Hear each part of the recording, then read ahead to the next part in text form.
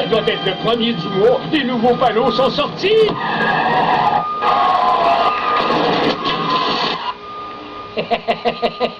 Je les ai, je les garde. Cette année, offrez-lui des muffins anglais. Si c'est vous culture, monsieur le panneau. La sauce barbecue best in the West. Hey, ça rime. Un collège pour clowns, ça se mange pas, ça. Bon, j'ai tout acheté ce que les panneaux disaient. Mais je vais pas m'enrôler dans leur collège pour clowns, par exemple. Cette annonce-là n'a pas fait d'effet sur moi, absolument pas. Pantoute.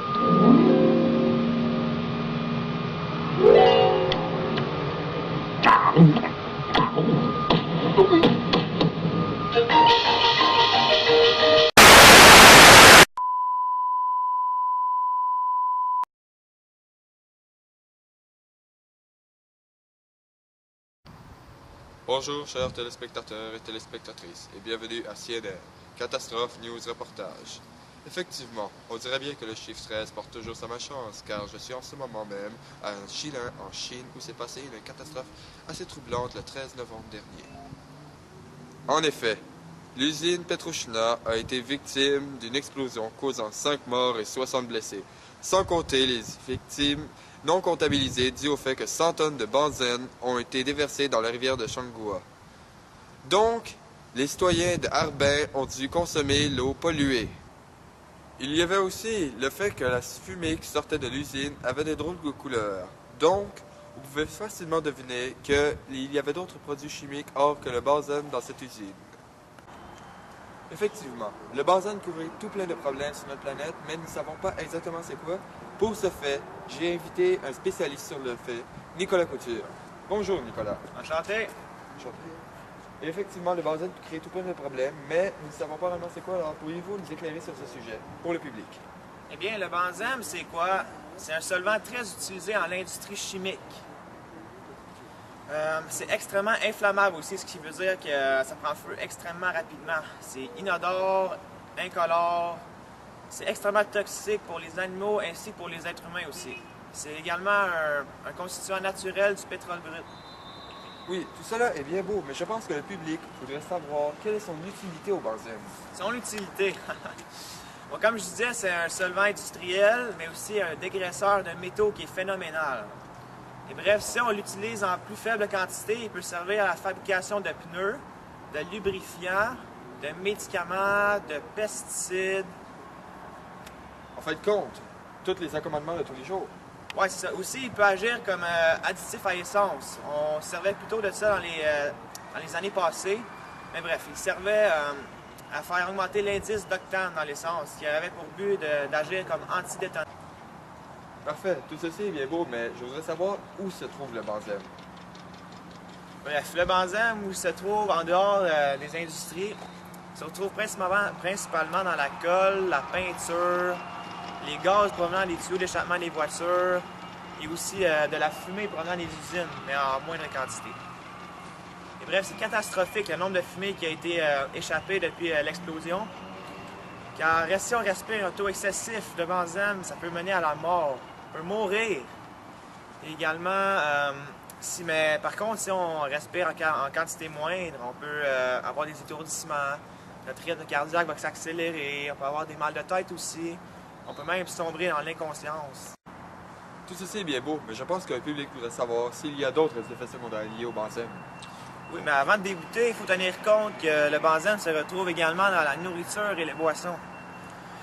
Eh bien, donc, si on consomme trop de produits contenant du benzène à un taux excessif, nous pouvons encore une fois sombrer à la mort, être victime de vomissements et de mal de ventre. Comme par exemple, la limite permise dans l'eau embouteillée de benzène est de 0,005 mg par litre. Et aussi, le benzène s'attaque à la moelle osseuse, c'est-à-dire le tissu situé à l'intérieur des os, qui a comme fonction de produire tous les différents types de cellules dans le sang, comme par exemple les globules rouges, les globules blancs ainsi que les plaquettes. Et bien, comme je disais, ça peut faire diminuer le nombre de globules rouges dans le sang. Et si le nombre de globules rouges est trop restreint, cela pourrait mener à l'anémie. Et ça s'attaque également au système immunitaire, c'est-à-dire le système qui est en charge de défendre votre corps contre les organismes inconnus, comme toutes les maladies, etc. Donc, si votre système est trop faible, le nombre de maladies, de cancers du sang vont augmenter, comme par exemple la leucémie. Oui, mais tout ça est bien beau, mais est-ce que ça s'attaque directement à un organe du corps? Oui, ça vise principalement le foie, les poumons et le cœur. Et aussi, des études ont démontré que les femmes qui ont respiré un niveau excessif de benzène pendant plusieurs mois ont eu leurs ovaires ont restreint et ils ont eu des irrégularités menstruelles. Et ainsi, si la femme est enceinte, une déformation du fœtus sera alors engendrée très possiblement. Est-ce que ce déversement a seulement touché la ville de Harbin? Non, ça s'est déroulé jusqu'en Russie. Oui, mais alors, est-ce que cela a engendré des problèmes politiques alors? Absolument. Quand le déversement a franchi les frontières de Harbin, des problèmes politiques se sont alors engendrés. Oui, et bien justement, on m'annonce en ce moment même que Loïc Michel est sur le point de faire une conférence de presse et que j'ai un caméraman sur place. Allons voir cela dans un instant. Bonjour. Le déversement de produits chimiques de l'usine Petrochina qui a été déversé dans la rivière Changoa a contaminé après 11 jours la 8e plus grande ville de Chine, Harbin.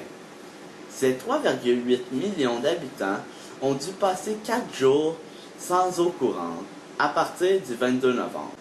La semaine suivant l'explosion, les représentants de la ville ont coupé l'eau pour subir des réparations et des vérifications dans la ville. Ce manque d'eau a causé une panique générale, mais heureusement pour nous, nous avons réussi à régler le problème avant qu'il soit trop tard.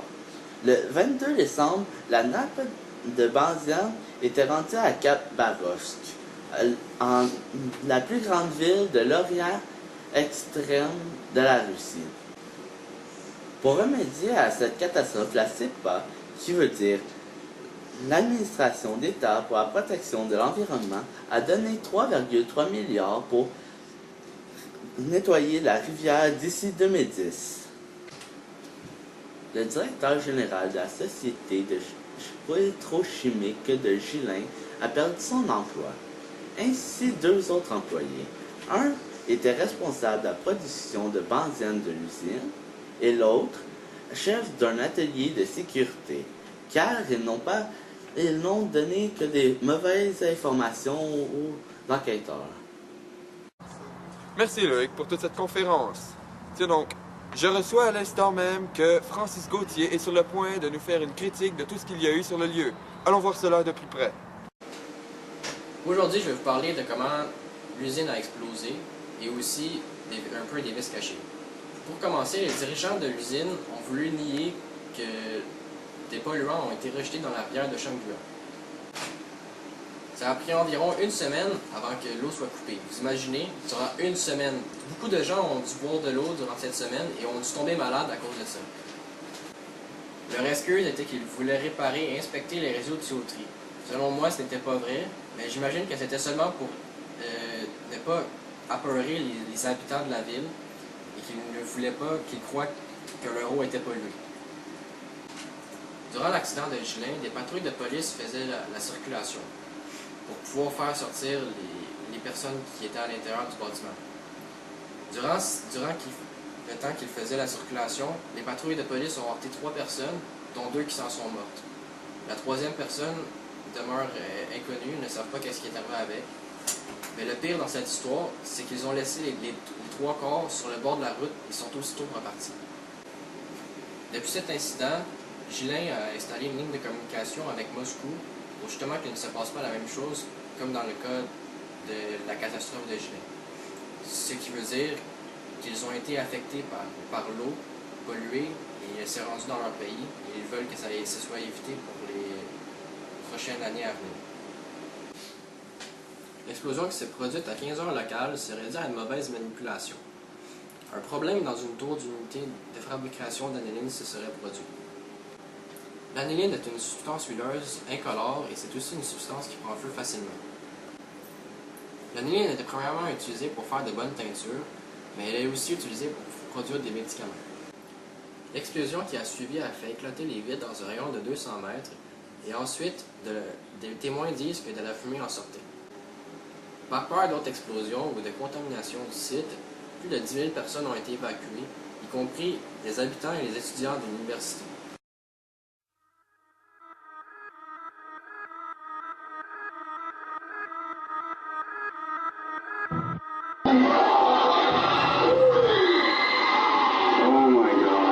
A series of blasts ignite a giant fireball in the night sky.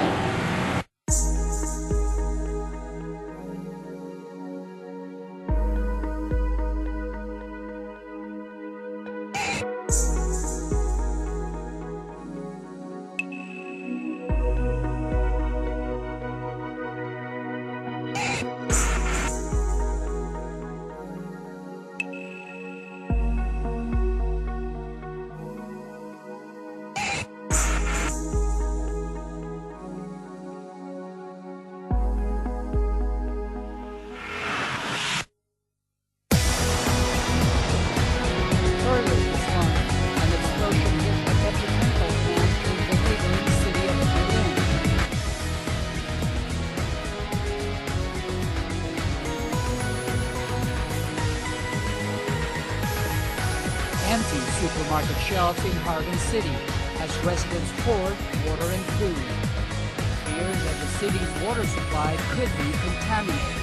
Officials try to pacify panic buyers. You don't have to worry or get excited. We have huge amounts of water and it won't stop coming.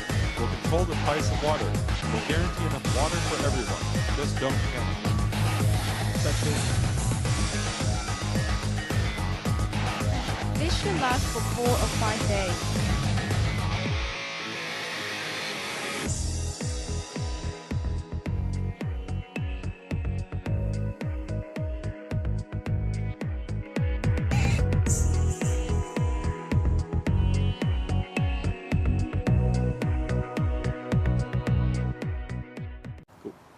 Merci Francis pour toutes ces informations très importantes. Bon, eh bien, je vous souhaite une bonne soirée et une prochaine fois à CNR, Catastrophe News Reportage. Ici Alexandre Sauve-le-Guise et je vous dis au revoir. Hé Homer, en voilà une fastoche. Je l'ai, c'est dans la poche.